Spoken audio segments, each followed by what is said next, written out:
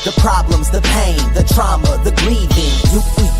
You are now tuned in to the prisoner to painter. Prisoner to painter. Hard work, dedication. Rainy days, inspiration. Prisoner to painter. And now, a word from your local Pope dealer. Dude, but that's what I wanted. Like, that was perfect, you know? That shows the realism. Yep, it does. So, I think a little raw and organic is relatable. It don't hurt. No, it definitely don't hurt nothing. So, Yeah. So here we go. Add followers.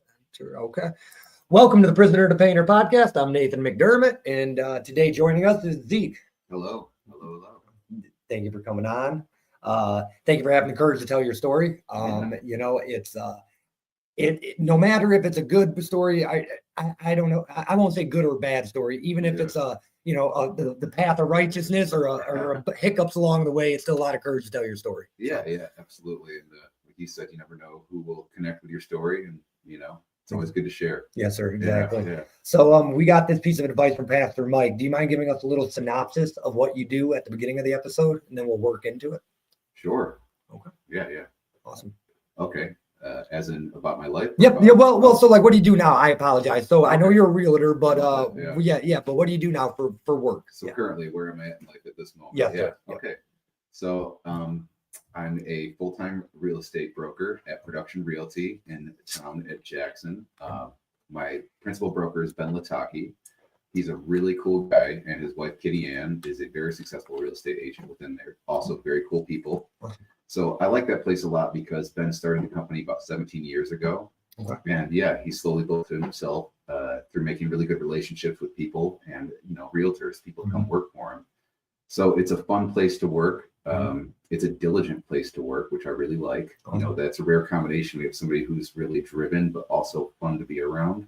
So I feel very lucky to be part of that crew. Awesome. So that's really nice. And then I also do teach yoga. Okay. Yeah, that's more of a passion and a hobby. I do get a little bit of money for it, but it's nothing that's going to pay the bills, really. It gives me a little extra, you know what I mean? Yep. But yeah, so I teach currently 2 nights a week, one at Heartflow Yoga, which is kind of in Vandercook, and a class at the Chelsea Wellness Center out of Chelsea. Nice. Yeah, so I teach there Tuesday nights. Really like that place. That's been kind of new. Started about 6 weeks ago. Okay. And then I have to finish filling up the application, but I have been hired to teach at the Jackson College. Okay. So that's going to be in January. I'm going to be an adjunct yoga professor. So that's going to be fun. Yeah. It's going to be 14 weeks, 2 different sets. I think 2 different semesters. You know what I mean? So 2 different sets of students. Okay. But that's I'm looking forward to that because that's a 2-hour class, and an hour of it we'll just kind of be discussing, some of the philosophy and inner workings of the yogic practice. Okay. So, that's something I got into about 10 years ago, and I resonate with it a lot. I'm not like an incredibly deep studying yogi at this point, but I have consistently kind of read the books. Okay. Found like I said, stuff that resonates with me in the philosophy and, how old it is and how far it goes back. So for some reason, I had the gift to teach it too. So I went through a teacher training program, and, it's just been something that stuck, which I didn't see coming. Yeah. Well, dude, so you're very you're very tall and large and a good looking guy. I mean, by all accounts. And then you throw the yoga in, and it's like, geez, man, that's I didn't expect it. By no means bad. But I didn't expect that, honestly. Yeah, no, even me, I used to be a much heavier guy.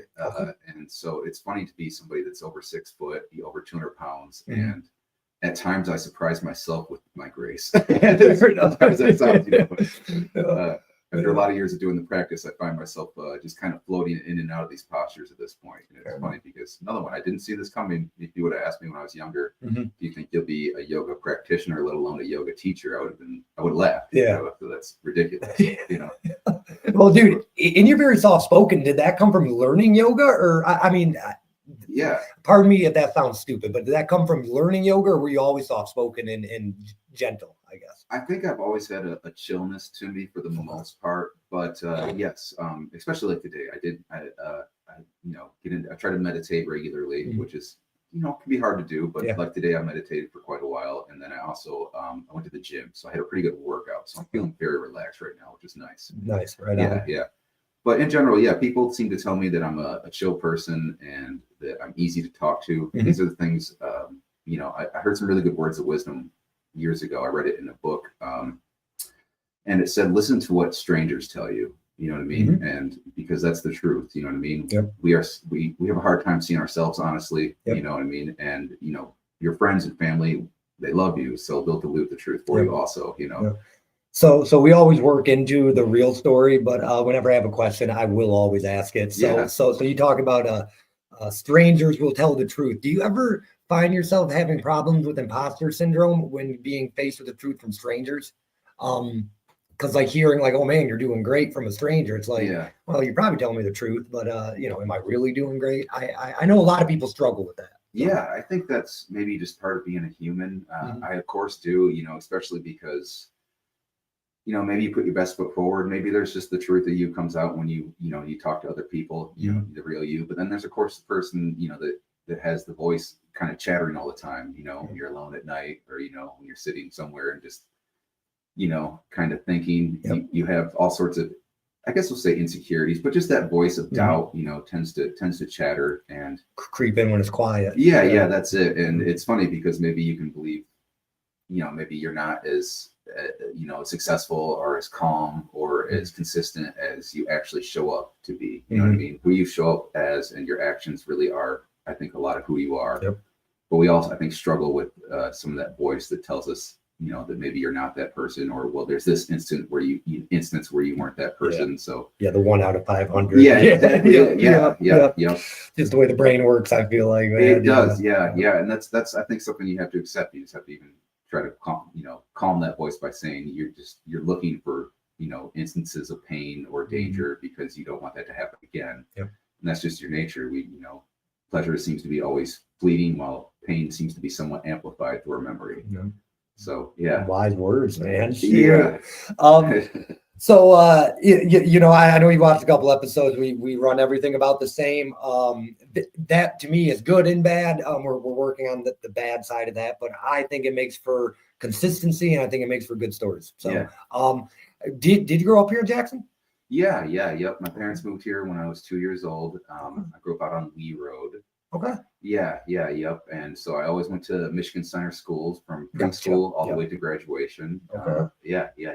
And so my father was a carpenter. My mother worked at the post office for her entire career. Okay. And they bought a house on 14 acres. It was a little rough when they bought it, but the old man fixed it up. And then I think when I was about 7, we sold that, and he split the property. And then he built another house adjacent to it. Okay. And then after a couple of years, he sold that one, split the land again, and built a house in the very back of the property. So I even grew up on one property, but lived in 3 different houses. That's impressive. That's impressive, man. Yeah. What was the family dynamic like? Brothers, sisters, you know? I have a sister. Okay. We always, for the most part, got along. You know, we're closer now than we were as kids. I think, you know, and that's just because we were kind of both in our own worlds. You know what I mean? She was always a reader, and I am a reader too, but she's a real reader. Like, she can just eat books. I know. Yep. And you know, the thing is, it's funny is we're very much the same, but in opposite directions. So like my sister, she loves pop music and loved pop music when we were young. And I always liked rock and roll. You know what I mean? So I thought her music was terrible. And what's funny is, as an adult, I listen back to some of the stuff I listened to when I was young, and you know, I'm like, oh, that's terrible. But now, you know, you throw on some Backstreet Boys or Christina Aguilera, and I'm like, oh, these were actually really talented individuals. You know? Yep. Man. Hey, that's kind of funny. Getting older, I'm like, man, kids' music sucks today. And then I'm thinking, I'm like, my dad probably thought that about me. His dad probably thought that about him. You know? Oh man, that's. What was the best piece of advice you ever received growing up? Oh, I don't know. You know, that one's tough. Growing up was a little bit of a struggle for me, I think, and a lot of people can resonate with that, I'm sure. So, you know, I think I actually lacked in good advice when I was younger, you know. But I saw like my parents working hard and going to their jobs every day. So I think that taught me a lot about consistency. And, you know, I think one of the best lessons I learned growing up was not to quit. You know, and that doesn't mean always. Some things you have to eventually give up on. I've learned also, but don't quit just because you don't feel like doing it that day, or you know what I mean. When you commit to something, show up, do it. Yeah, yep. And so my old man made me continually play on the on the football team. Okay. When I was in 5th grade, and I didn't like it. I played baseball, liked baseball, football. I just wasn't digging the thing. Okay. And I said, I want to quit. Yeah. But he said, no, you signed up for this thing. You got to finish the season. Right on. Go through it. Yeah. Hell yeah. Yeah. So, I'm always happy that he made me do that. That's good, man. Yeah, my aunt said, don't make a permanent solution for a temporary problem. Yeah, So, right. so Yeah, I read that the same way. Don't quit today because you just don't want to today, because then you're gonna regret it tomorrow. Yeah, that's it. You regret it, and I think it sets you in a bad precedent. Because a lot of life is you're not feeling it sometimes. You know what I mean? If you want to find success in certain areas, there's going to be times where your mood alters, but if you just show up and do the thing. Yep. Yeah, dude, the mood has to be one of the hardest things to at least for me. I won't speak for other people, but my mood is the hardest thing to that's the only thing that ever gets in the way of anything. It's like, I'm sure, I won't say you're guilty of it, but I know a lot of people are guilty of it. But oh man, I really want to do that Friday. You're in a good mood when you say that. Come Friday, you're like, I want to do that. Man. Yeah, What the hell did I say that? Right, that's exactly it. Yeah. Man, what was your favorite cereal growing up? Ooh, that's interesting. I'm gonna say Cinnamon Toast Crunch. Right on. I think it might still be. I don't really eat cereal anymore, but if you said, "Hey, pick one," I think I'd still might go Cinnamon Toast Crunch. Right on. Sitting down in front of the TV on a Saturday morning, what was your cartoons? When I was really young, I liked Superman. Right you know on. what I mean? And then when I was a little older, it was Batman. Okay. And then I went through a Dragon Ball Z phase, like 12 or 13. Okay. Yep. Still, half the reason I practice yoga is because I believe one day, whether it be this life or the next life, I'm going to shoot a Kamehameha blast. Okay. So, still working on that energy. You gotta limber up on that one. Yeah, that's it. Yeah. Man, that's funny. What's your favorite memory from childhood? That's tough. I would say times when the family was all together, either watching a movie or oddly, this is not maybe appropriate for a kid to be listening to, but I remember my dad had Richard Pryor vinyls. Yeah, and I just remember really laughing at, Richard Pryor did a lot of characters and funny voices, so I thought that was funny when I was young. But I just remember all of us together as a family laughing. You know what I mean? So that's one of my favorite memories. You ever hear a skit about God? It is it'll actually put chills down your. It's funny, but it's like, ooh. Yeah. I can't think of it right now. It's been a while since I've dug into the Richard, but yeah, I'm sure I did at some point. Yeah. Dude, it is like, it's rough. It's funny because it's Richard Pryor, but then the same token, it's like, ooh, that's like, man, it's like cancel culture today would have canceled him for that. Oh one. yeah, he wouldn't have made it. Yeah. He wouldn't have made it. Yeah, no, that's the thing. The thing is, Richard Pryor was a very real individual, and then when I got a little older, like if you watch the documentaries on him and stuff like that, you realize he was born and raised in a crazy environment, and his whole life was pretty nutty. So kind of see how it resulted in that. Of him, You don't think of him as crazy when you see the background. You're like, you're like, I could see how he arrived at those conclusions. Yeah. It wouldn't be this podcast if I didn't ask the same. What is your least favorite memory of childhood? So we're going to get real now. While I deeply respect and always loved my father, he struggled pretty bad with mental illness. And so he would snap. He would be very angry sometimes. He would scream a lot. Okay. So there's moments where like he would have episodes, and like I think one of the ones I can flash back to is we were on a vacation, just up north, driving around the Upper Peninsula, and he had like an episode, and he freaked out, and he pulled the van over on the side of the road when it was raining, and he told my mom to take the kids. He's going to hitchhike back home, and then he left the van, and and so he just walked off into the woods. Okay. And my poor mother had no idea what to do, so we just kind of sat there. I guess she actually did know what to do. She knew that he would. Eventually, he did come back. Gotcha. I think we sat there for probably a couple hours. And wow. Yeah. My sister and I were calling out the window for him, saying, "Dad, Dad." You know what I mean?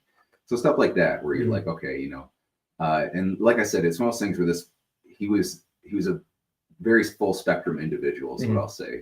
So we had a lot of really loving moments. And like I said, the man, he built the houses we lived in growing up. That's awesome. He was a great carpenter. He worked so hard, but he did struggle deeply with mental health issues, unfortunately. Yeah. And I know we smile about that because this is lighthearted. I'm sorry.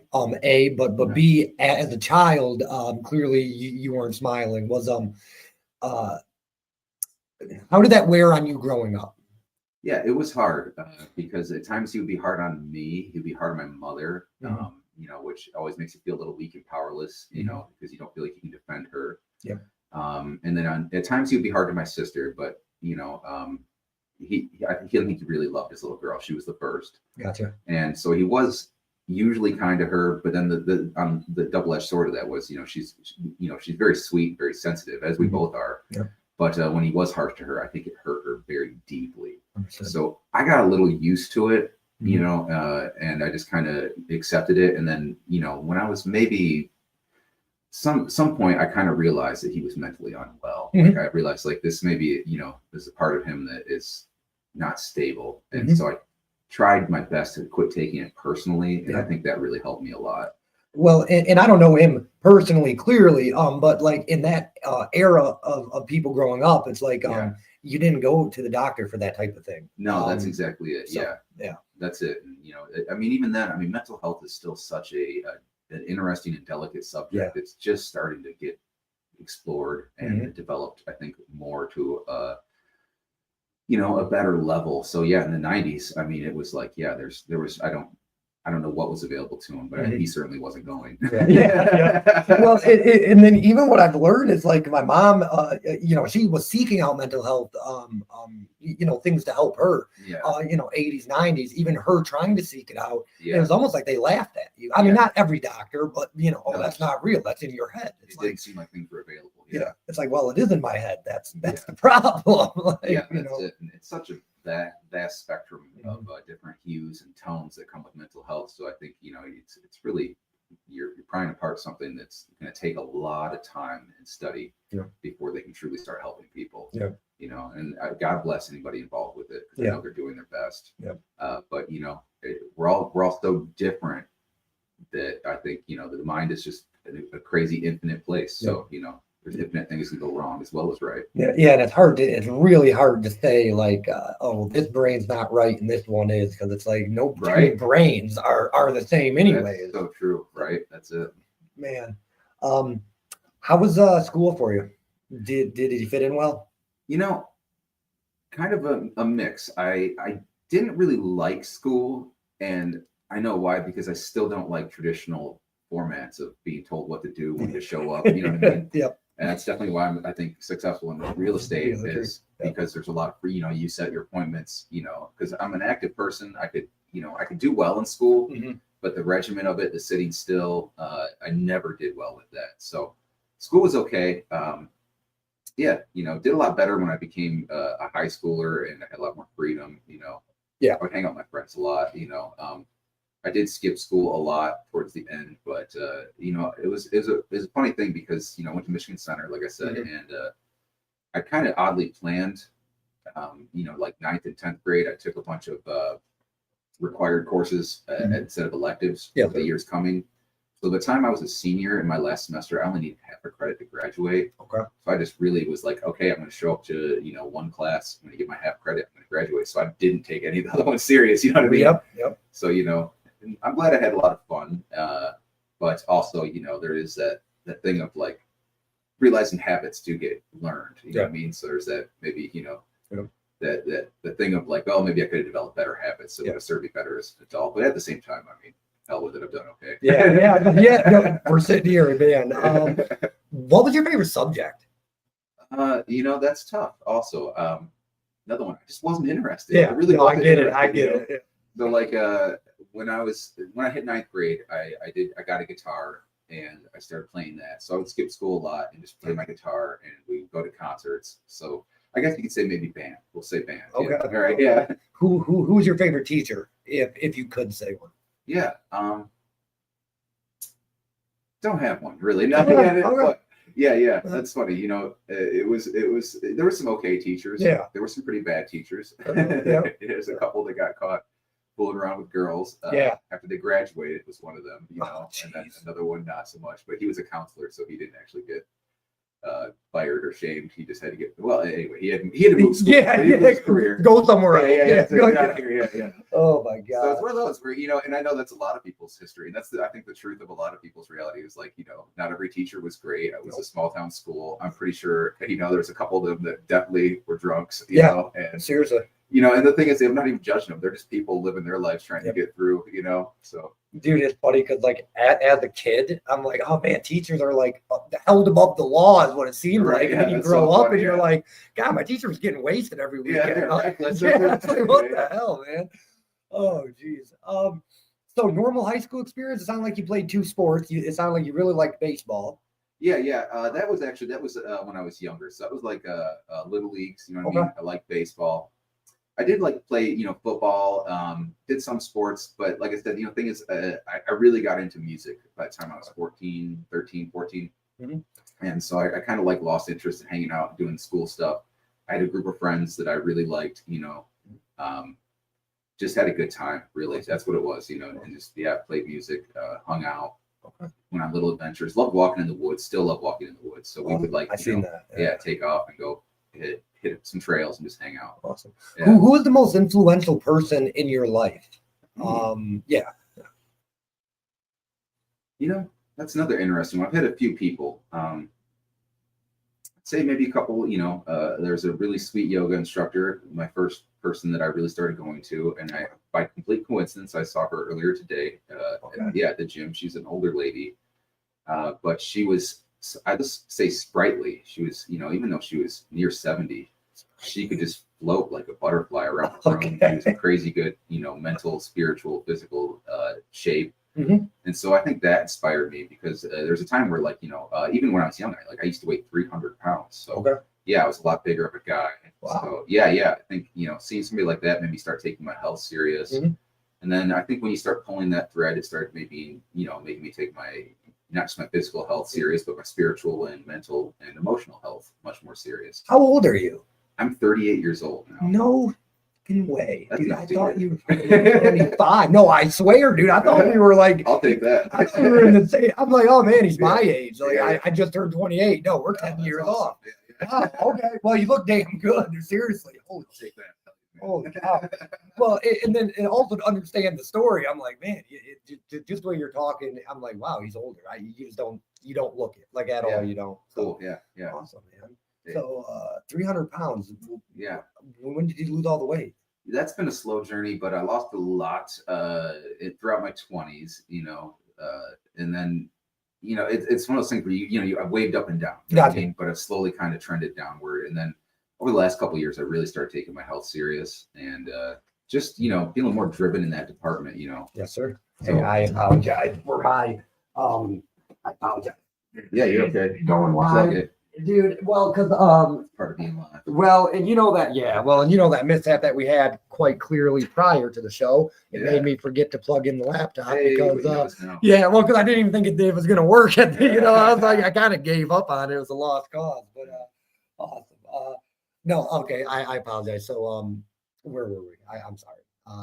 So you lost weight over the years, ups and downs, and then that's kind of where I was. Yep. And that's a big one. And I encourage anybody that's struggling with health or weight loss to not beat themselves up, because that's a big part of it. And then also, realize that we are in a society that does have a lot of addictive, unhealthy foods. Mm-hmm. So there's an actual addictive factor working against you if you're struggling with your health.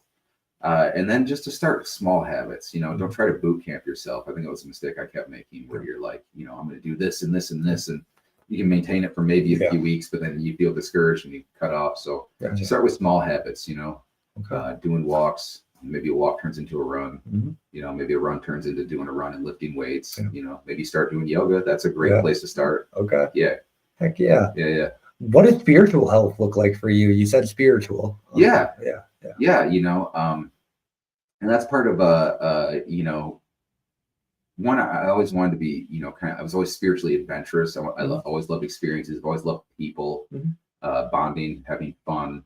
So I think that's a part of it. And then, with yoga, it's really interesting because I do want to say, I think some people, they confuse it as a religion, which it's not a religion. But there are, if you actually start reading some of the philosophy and the text associated with it, there's some fundamental principles that, you know, are very relatable to a religion and actually make great foundation for any religion. But one of those things is like the idea of practicing nonviolence. And it's not just towards people, but towards yourself, and not just in action, but also thought, you know.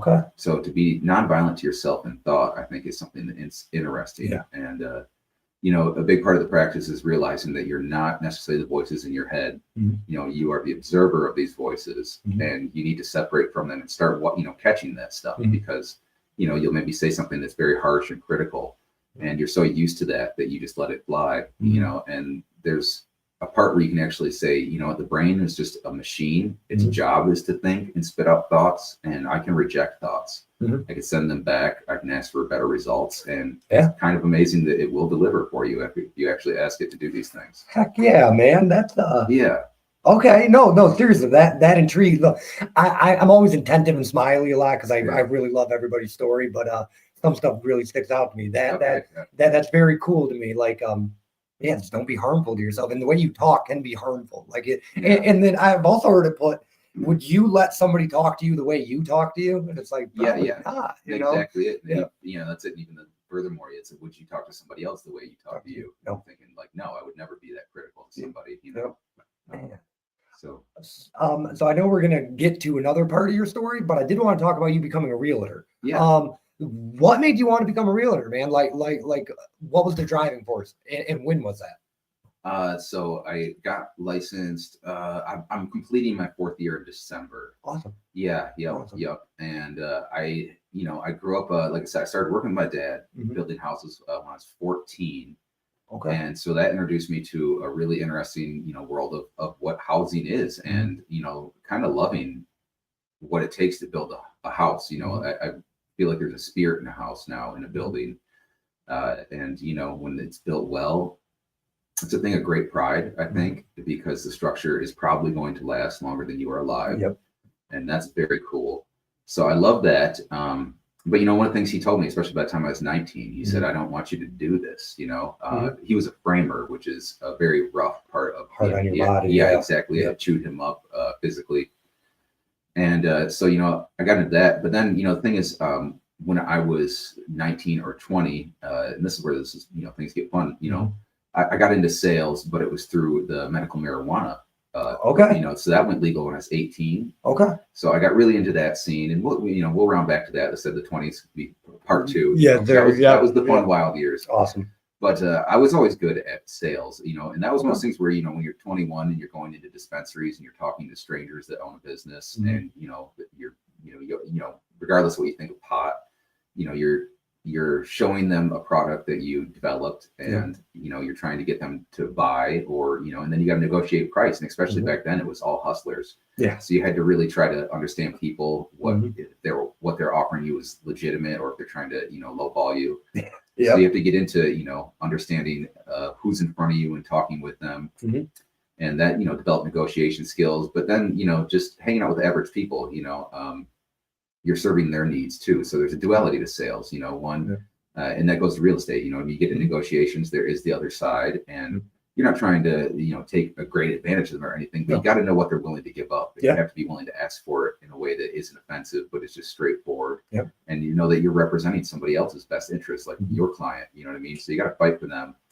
And then the flip end is that you do have a client, so you got to be able to speak to them, know that you are representing their best interest, and work towards that. So I did sales like that all in my 20s. I worked for dispensaries. You know, I'm excited to get to that. I am. Had a lot of fun for a while, and then I became at this point, I actually don't smoke pot. I don't begrudge it, but very disenchanted with the marijuana industry at this point, you know?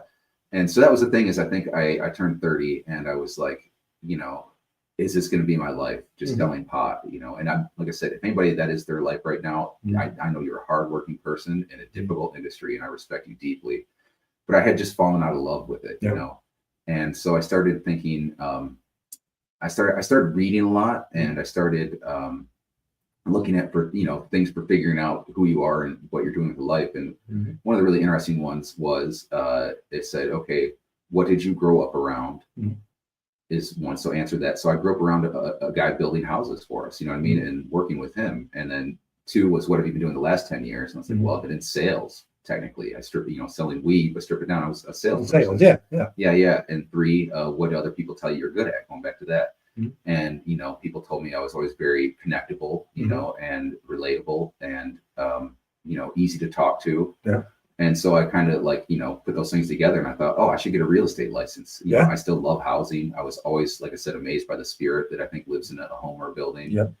And, I said, it was one of those things where it kind of clicked, where I was like, oh, I can still take the skills I've been doing for the last, decade and transfer them back to something I still have a love for. Yeah. So it's exciting. And I do love doing real estate because it's so fun going into different houses and seeing what everything looks like. I mean, there's a curiosity factor. I think, if you're a naturally curious person, who doesn't want to go wander around every house that's for sale? You know what I mean? And just see what it looks like, in buildings, been in a bunch of different commercial buildings, you get to see places and things that you just wouldn't normally, and so, and then you get to very creative problem solving in real estate, especially when you have inspectors come, because the first part is one, netting a deal, getting some people to say, yes, we both agree. I want to buy this property. You want to sell this property to me. But then you have to get an inspector. And sometimes there's a lot of unseen things that pop up. So you have to learn how to problem solve, negotiate, what I mean? And, try to find this middle ground where both sides are willing to, maybe not always be happy. You do hope they're happy at the end, but at least accept the conditions. Yep. And so you like I said, you gotta really analyze the situation, think, okay, how can we solve this problem? And then when it actually closes, it's really satisfying on different levels. Yeah. Sometimes it's just because it was a difficult one and it feels good to have it done. Other times you get to see somebody get their first house, which that's a look that is wonderful. You know what I mean? The look on their face when they realize they've actually, like when they get their keys, you're like, man, that is awesome. Yeah. Do you think in today's world, you being a realtor, so like people my age normally don't buy houses. I bought a house at 25. Do you think that's because of the economy? Like do you see many young people buying houses recently? It's so tough. Yeah, no, I give it up on that for you. Give it up on that one. That it's getting harder, and that is you hope they figure it out. I hope this is just a little bump we're going through. Yeah. But there are still young people buying houses. But there is definitely especially when I'm hoping the rates come down, but when the rates spiked in 2024, that eliminated a lot of just hardworking people from being qualified to even get a loan to buy a house, and that's really what makes it difficult. Yeah, mine's a 7.2. Like it's crazy. It's crazy, man. Exactly it. Yeah. So it just depends on the situation. Some people are still getting qualified. A lot of people are getting maybe assistance if they can from a parent, whether it be a gift or a down payment. They outright buy the house for them, or they co-sign on their loan. Gotcha. So we're having to see, once again, you got to get really creative with some of the problem solving and resourceful, and it's just difficult because we all know that many people don't have resources like that. So, they're stuck maybe renting it, and especially maybe a rental that's overpriced, that's something that's just hard to see as a human, not even as a realtor. You're thinking, wow, you're paying that much a month for a rental and you're not getting equity in the thing. You don't own it. You never own it. Yeah, that's it. It's frustrating. And it's a kicker because, and I've always thought, I was always annoyed with that. I pay more for rent than what my mortgage will probably be, but I cannot save enough to get the mortgage because I'm paying rent. It always seems so mind boggling to me. But I was able to come up with some money, but it still was like, man, it's like just a repetitive cycle, and it seems hard to break because of that. So. Yeah, no, that's it. And I think that's something we're all struggling with, obviously socially and economically. The country has been in a weird spot, and I try not to worry about the big picture stuff that I can't solve it all, but there is just, there is the actual person in front of you that's, like I said, you got to get really creative, got to work really ferociously. And it's just not easy right now, I think, for people on a lot of levels. Was there a favorite house that you've ever sold? Was there a favorite group of people you sold a house to? Was there anything? No, not necessarily. There's a few. I helped a nonprofit. They get a commercial building, and they've started like a daycare in it, and they're doing community activities, and they're actually really involved in their area. Cool. So that's pretty cool. And it's been a little over 2 years, I think. So they invited me down to their hot dog cookout. So Awesome. brought the dog down and, you know, spent some time with them. And going back to like this, it's like a single mom, you know, I helped get a house. That's cool. Love that for her, you know what I mean? And yeah, just, you know, a couple friends this year, even they, you know, couple, like, you know, guy and a gal together. So they got their first home together. And anything like that always feels good. Yeah. It's always really cool. What type of dog you got? I have a little beagle. Do you? Yeah. Love my beagle. I wish I would have got a little dog. I got a shepherd, dude. Yeah. I wish I would have got a little dog. Yeah. Well, it is nice. I love, I always like, you know, bigger dogs. But it's handy when like she gets a little sassy and I can just pick her up. You know what I mean? Just like, Man, oh God. Yeah. So you've been a realtor for 4 years. How is it working with other realtors in Jackson? You know, it's really hit or miss. Okay. I think the wiser ones, they play nice enough. You know what I mean? They don't get weird or, you know, I mean, obviously, so sometimes negotiations, we have to be very blunt with each other. Just like, this is what we want. This is why we want it. And there's nothing wrong with that. But then sometimes there is a lot of realtor drama that happens sometimes. Yeah, it's really funny. I could, well, so I work for I do side work for Jennifer Scanlon, and I'll say that, by all means, I love her. I don't think the other guy will ever watch this. If he does, he's probably going to fire me. I also do clean outs for Rich Cook, and he can be a handful. So that's why I'm asking is, because I've seen some really nice people, and I've seen some people I'm like, man, I don't even like working for you. I could only imagine how other people, you know. I don't want to imagine working against you. Yeah. So I guess I was just curious about that. How is dual? I forget what it's called when you're selling in buy. So you're the one listed for selling, but you're also trying. So how is it to keep yourself neutral when you're doing that? Yeah, dual agency. That's funny. Not a lot of people talk about that. It's really situational. Okay. If you're going to honestly represent both people, usually you want to know what they're getting into. And for one, you know, like if you're the listing agent, you have to disclose to them before you even get, you know, with an offer, you know, that, hey, I also represent them. And you actually have to re-sign a contract, acknowledge dual agency. Okay. And with that, you know, you have to just do your best to represent the transaction honestly and with integrity to both sides. Yeah. But it is difficult because you do, you know, represents a financial interest to both sides. So like, you know, so you hope that the place is in good condition. I think that's the big worry, is that you don't want an inspection report to turn up a bunch of stuff wrong. And then you're trying to negotiate on both sides, you know, for whoever wants to do it the best. But in that instance, you just like, you bring, you know, the list of what's wrong to your buyer party because they pay for the inspection. And you try to find out what really matters to them. You know what I mean? Like what really is significant here. Like, you know, when you discover water damage or maybe mold in an attic, that's one that can happen a lot where they didn't vent the attic properly. So you get white mold. And then, you know, you take that to the sellers and be like, listen, I know you didn't know there was white mold, but there is. And really, you know, if this person's going to buy this house, you know, they need it to be remediated. And that's something that you are probably going to need to pay for if you want to do this deal. And if, you know, the thing is, and then they can outright refuse, which is a bummer because maybe you'll lose the deal, you'll lose the contract, we'll see. Or you hope that they come to some sort of middle ground at very least where they're like, okay, we'll pay half the cost if they'll pay half the cost. You know, or you see if they're willing to pay for it. And it's very much, you got to feel the person that's in front of you. And that goes back to, you know, having people skills. Because every seller is different. Some of them are very kind and understanding and they want to pass on a good home.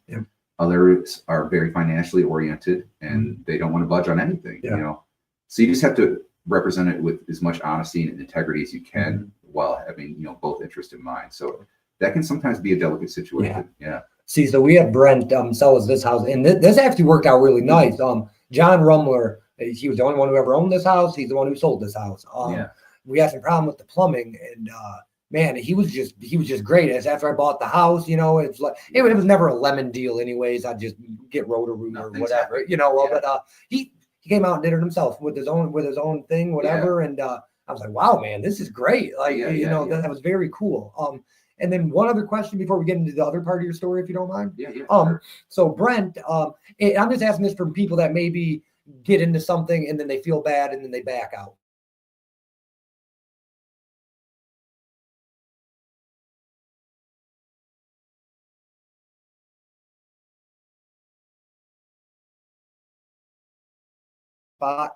Or I mean, how would that make you feel, like personally? Well, it sucks, but you get it, you know, and that's part of the job, and that's something you have to remember. And I think some really good words of wisdom that I heard were don't look at the individual deals, you know, because you're going to start comparing them to each other, and you think, well, this one's not going as smooth as the last one, so now I'm unhappy. Gotcha. You just have to look at the entirety as a collection of, you know, some of these are going to be smoother than others. So, you know, but that's something that's, I mean, that happens. I mean, that's going to happen. It's happened to me on both sides. We're on the listing side, on the buying side. It's going to happen again. Sometimes there's just things wrong that the people don't want to, you know, deal with. Even they're just like, no, it's too much for me. You know, I don't care. You know, even if they're willing to fix it, that scares me out of the house. You know, so it's just part of the job. It's one of those where, you know, I mean, but yeah, I mean, I'm a human. Of course, you feel disappointment. You know. Well, and also one of the things I was asking, and I didn't want to like reiterate, but I guess I'm going to. Really, what I more so was talking about being dual agency. You're still a person. You're dealing with two different groups of people. I could find myself liking one group over the other, like me just knowing who I am. Like, is that ever hard? I mean, to I guess to stay neutral. Like, do you ever find that being a struggle? Like, these guys are so easy to work with, and these guys are fighting me the